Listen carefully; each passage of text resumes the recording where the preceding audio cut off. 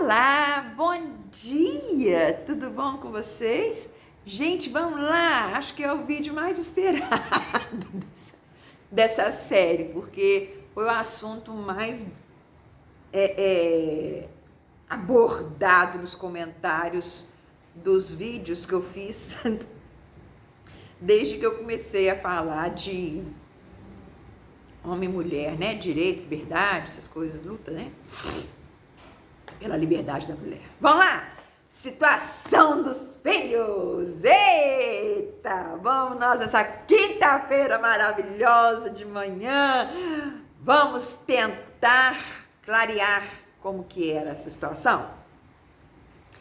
Até antes da lei do divórcio, o Código Civil de 1916 previa em relação à separação dos casais. Olha como que era. No caso de dissolução da sociedade conjugal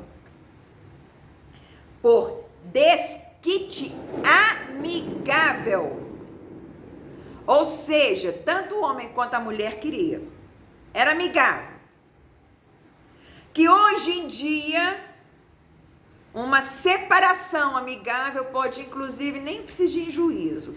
Vai direto com o advogado lá no tabelião, o advogado, o tabelião mesmo, junto com o advogado ali, já faz, resolve tudo, já manda para o juiz só promulgar o divórcio, né? Então, mas nesse caso aqui não era assim não, tá? Aqui tinha que ir em juízo, mas era amigável. Era o desquite amigável, os dois queriam. Então, observava que o cônjuge, eles acordavam sobre a guarda dos filhos. Então, eles entravam num acordo. Sendo um desquite judicial ou, num caso gravíssimo, anulação do casamento, os filhos ficariam com o cônjuge inocente. Lembram do vídeo anterior da culpa?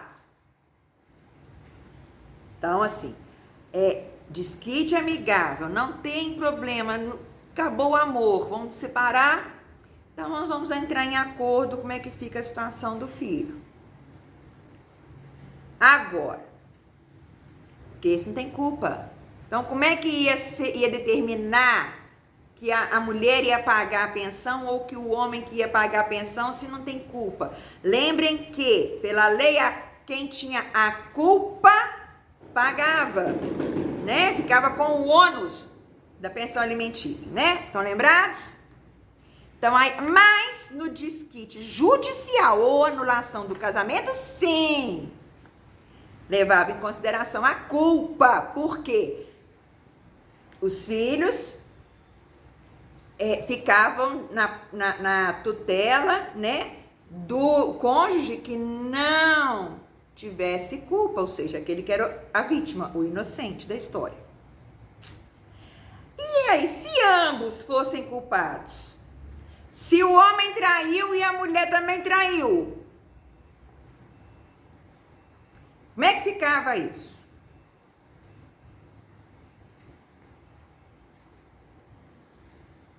Aí os filhos ficariam no poder da mãe, os filhos menores, desde que o juiz verificasse que essa solução não ia causar problema moral para nenhuma das crianças.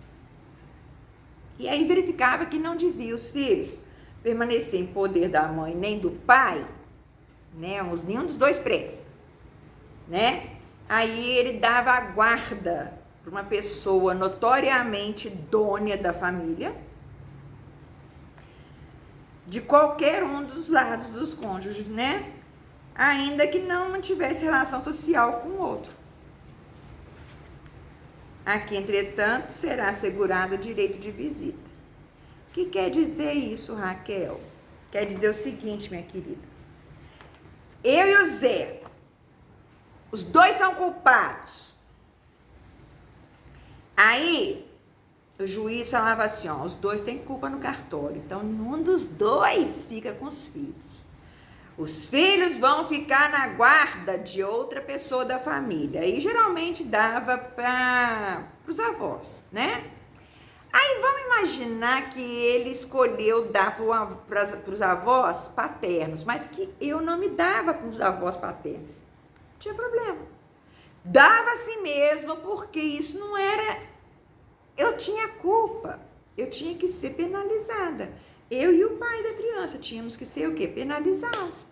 Então, independente da gente combinar ou não, eu combinar com quem ficou com a guarda, ou o meu ex-marido, que também era culpado, combinar, vamos supor que essas crianças ficassem com os meus pais, não combinasse com meus pais, também não tinha problema não. Aqui já era assim, entendeu? É para poder penalizar mesmo. Havendo motivos graves, o juiz ainda podia, em qualquer caso, a bem da criança, olha que já olhava o bem da criança, né? Regular por maneiras diferentes da estabelecida nos artigos, né, anteriores ali, a situação deles com os seus pais. E aí aqui era determinado como é que ia ser a visitação, se ela ia ser acompanhada ou não. E aí era caso a caso, não tinha uma pré-determinação assim não, entendeu? Aí tinha artigos no código que abordava tudo, né? De qualquer ângulo, de qualquer tipo de coisa aqui, né? Então aí o juiz aqui, ele tinha essa liberdade dele decidir como que ele ia perceber. Deixa eu virar só um cadinho, como que ele ia perceber essa situação, percebe? E aí, se todos os filhos couberem a um só cônjuge, o juiz fixará a contribuição com que, para o sustento deles, haja de concorrer com o outro. Entendi, não? Gente, olha bem. Lembra que eu falei que independente de quem dava pensão, antigamente da lei do divórcio, quem dava pensão era o homem, né? Ele era o provedor. Mas, com a lei do divórcio, não tinha sexo para dar pensão. Então, aqui nessa situação aqui, o juiz iria de acordo, e lembra que eu falei no vídeo anterior, que o valor da pensão ele era determinado pela necessidade, o binômio necessidade-possibilidade, ou então dentro daquilo que a pessoa podia pagar, né, o culpado podia pagar, o juiz determinava o valor, né? Tá lembrado? E aqui vem falar isso. Ele mantém isso, e aí ele tinha que dar para todos os filhos. Era valores para cada um, para todos, entendeu? E para aquele, isso se ele ficasse com um cônjuge só. O juiz determinava.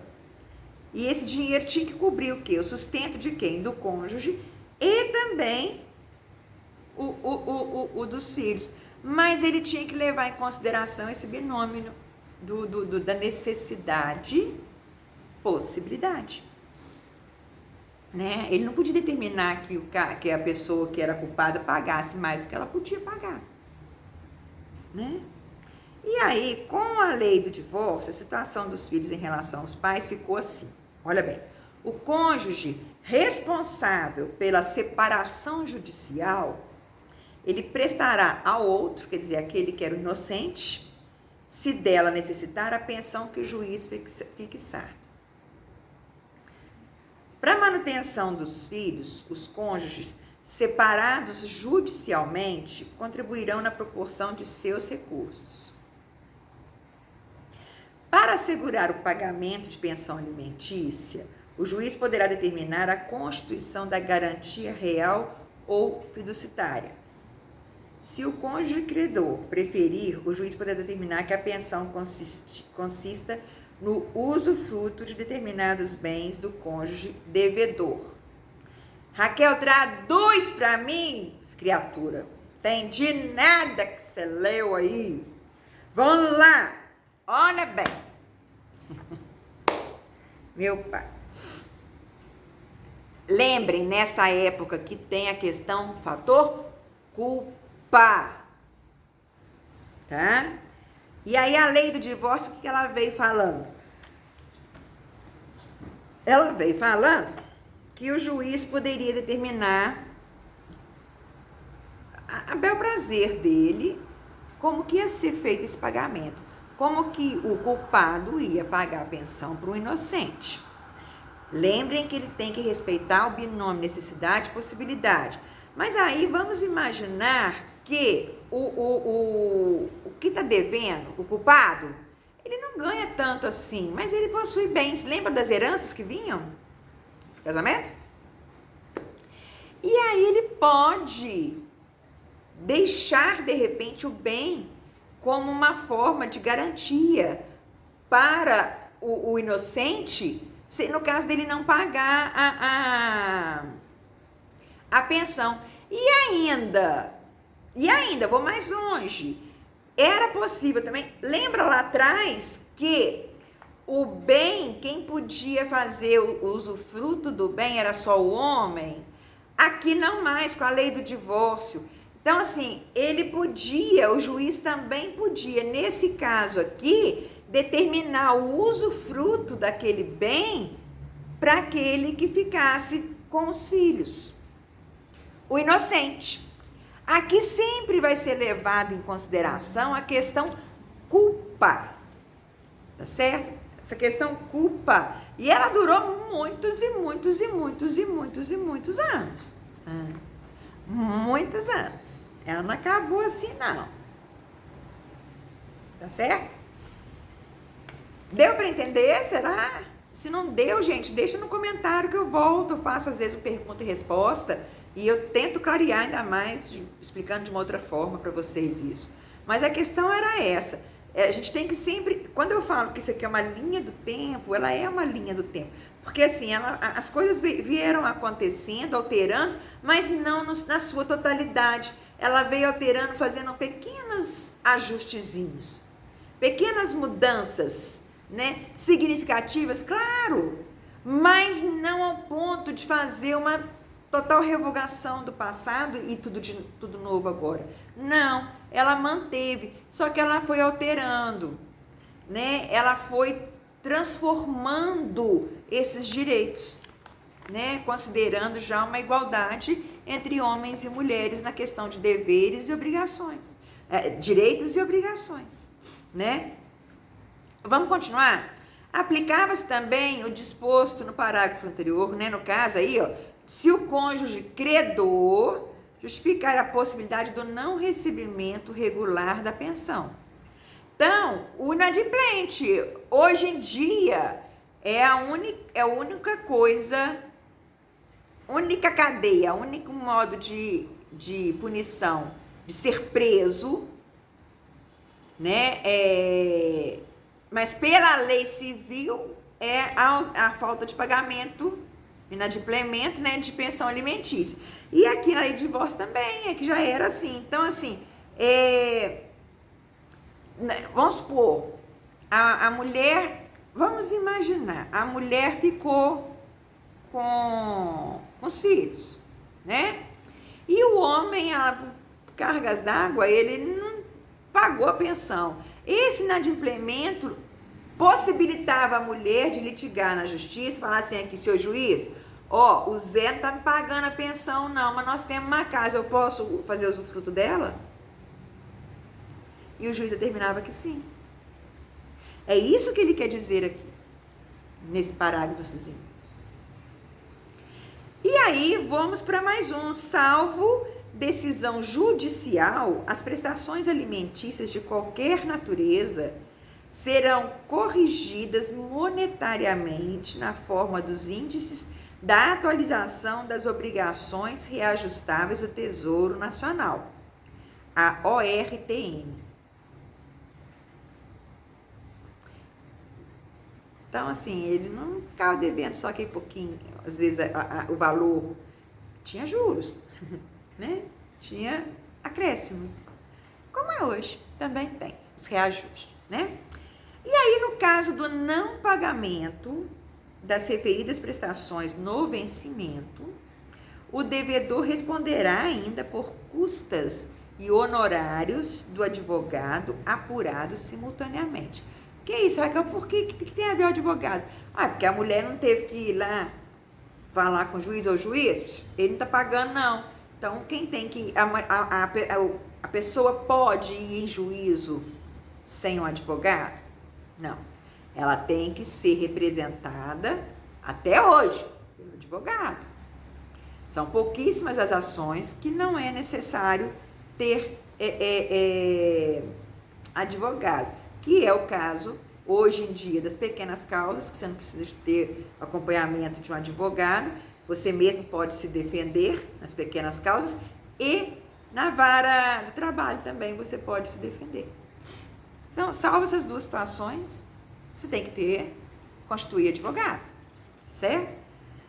E aí, quem pagava? Quem estava devendo. Olha quanto, só ia aumentando a dívida dele, né?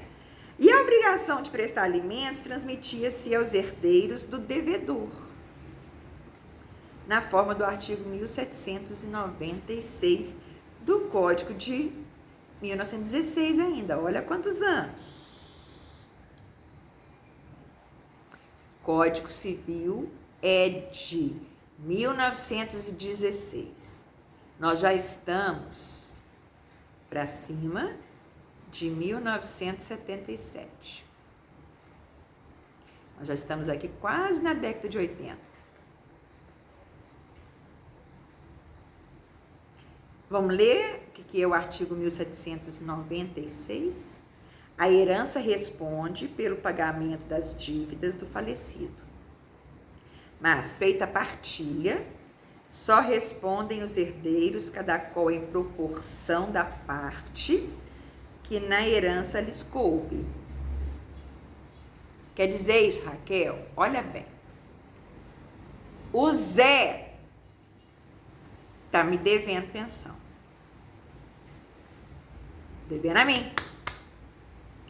Então, o Zé morre. Aí não tem a partilha, não tem inventário. Tem. Então, dentro do inventário, vai ser colocado lá, né, a parte que cabe a cada um dos herdeiros, dos filhos, né, herdeiros. A minha parte também, como herdeira, né? E aí, depois que determina isso, que acaba o inventário, que já ficou determinado o que é a parte de cada um, antes de fechar, de arquivar esse processo do inventário, o que o juiz já fazia na época? Ele falava assim, olha, o Zé, antes de falecer, ele devia para Raquel, de pensão alimentícia, X. Agora, o espólio, que era os bens, que era do inventário, né? O espólio responde por isso. E aí o juiz cobrava de cada um dos herdeiros aquela proporção dentro do valor da possibilidade de cada um, do que eles herdaram, passava para mim, para Raquel, para a mulher, para poder pagar, para quitar a dívida do falecido. Então, a dívida passava do falecido para os herdeiros. Entendeu? Isso no Código de 1916 ainda, né? No artigo 1796. E aí, no seu parágrafo 1º, falava que quando, antes da partilha, for requerido no inventário o pagamento da dívida constante de documentos revestidos de formalidade legal, constituindo prova bastante da obrigação, e houver impugnação, que se não funde na alegação de pagamento acompanhada de prova valiosa, o juiz mandará reservar em poder do inventariante bens suficientes para a solução do débito, sobre os quais venha a recair oportunamente a execução. Quer dizer isso aqui. Vamos imaginar que o Zé comprou lá do Manel uma fazenda. E ele tá devendo Manel. Se o Manel, olha bem, se o Manel requeresse, antes de abrir o inventário, ele fosse lá pro juiz e falasse assim: ô senhor juiz, ó, o Zé morreu, mas o Zé tá me devendo e aqui estão as provas da dívida dele. Ele não pagou. Então, se o Manel reclamasse essa dívida do Zé antes de dar abertura ao inventário do que o Zé tinha deixado de herança para os herdeiros dele, o que acontecia? Olha bem, o juiz, antes de determinar o que ficaria para cada um, como é que ia ficar essa divisão dos bens, ele já reservava a cota parte para poder pagar o Manel. E aí o que sobrasse ele dividia para os herdeiros. Percebeu? Agora, se o Manel não entrasse com esse pedido antes do inventário e primeiro acontecesse o inventário, o Manel podia vir na fase da execução e falar assim: aqui, seu juiz, ó, eu tenho aqui, ó, uma dívida do Zé, que faleceu, e eu quero receber. Aí o juiz, o que ele fazia?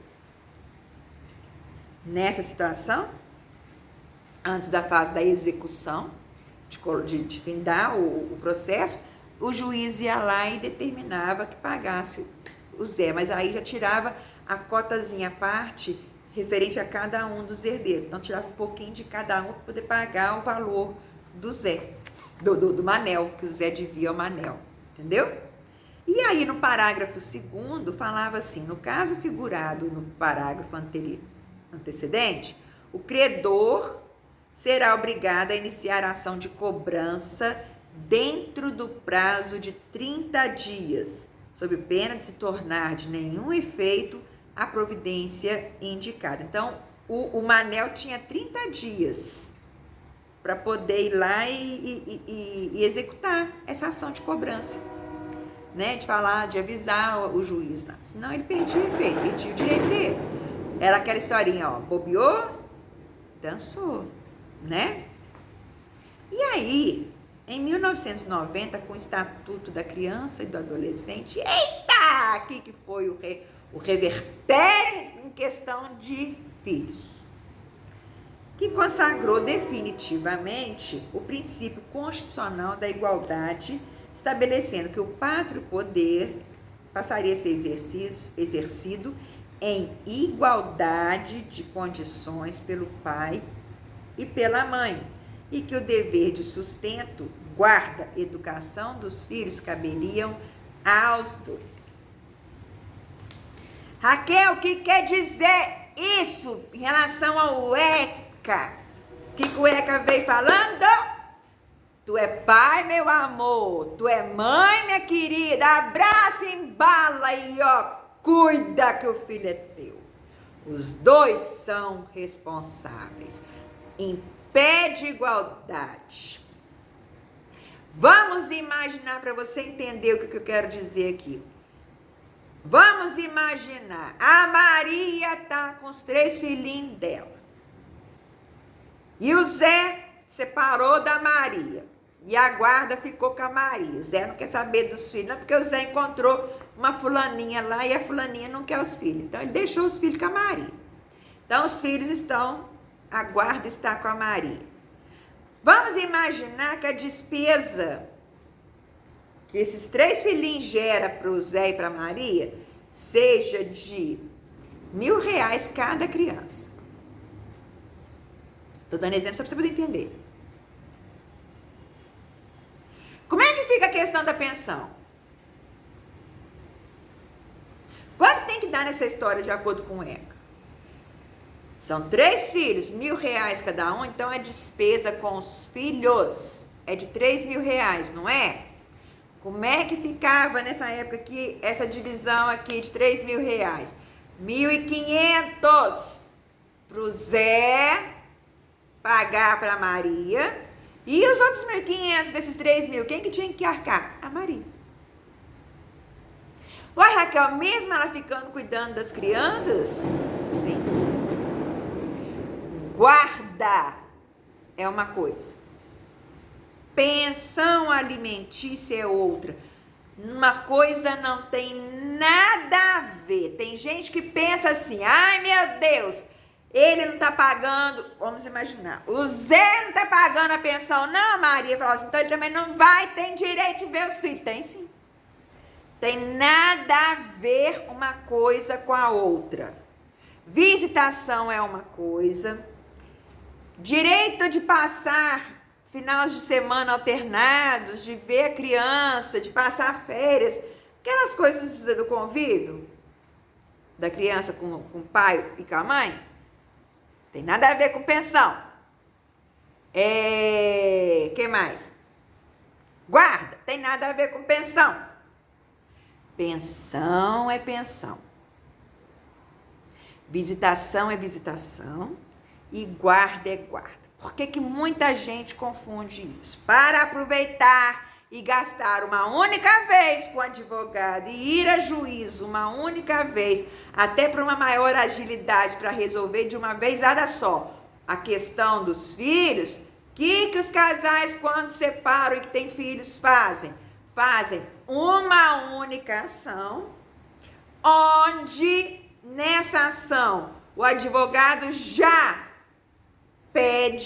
faz o pedido para a legalização, em juízo, da questão da guarda, da questão da visitação e da questão da pensão alimentícia. Aí as pessoas acham que uma coisa tá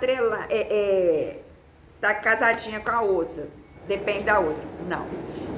Seriam 3 ações distintas, só que para uma economia processual e uma economia com advogado e com tudo, o que faz? Junta tudo numa só.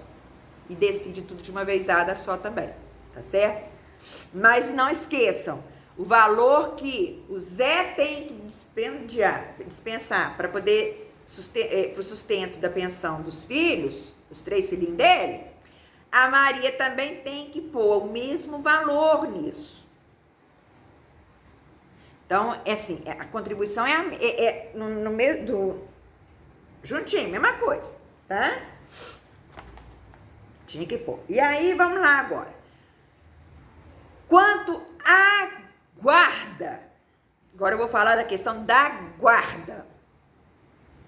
Quanto à guarda,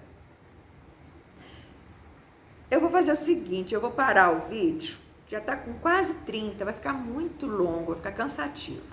Eu vou parar o vídeo agora na questão da pensão. Vou gravar agora mesmo, vou continuar uma outra gravação de um outro vídeo sobre a questão da guarda. Olha bem, e eu posto os 2 juntos. Só que aí você pode assistir um e aí na hora que der um intervalozinho, assiste o outro, ok? Até daqui a 1 minuto o próximo vídeo, continuação. Tá? Desse daqui, parte 2.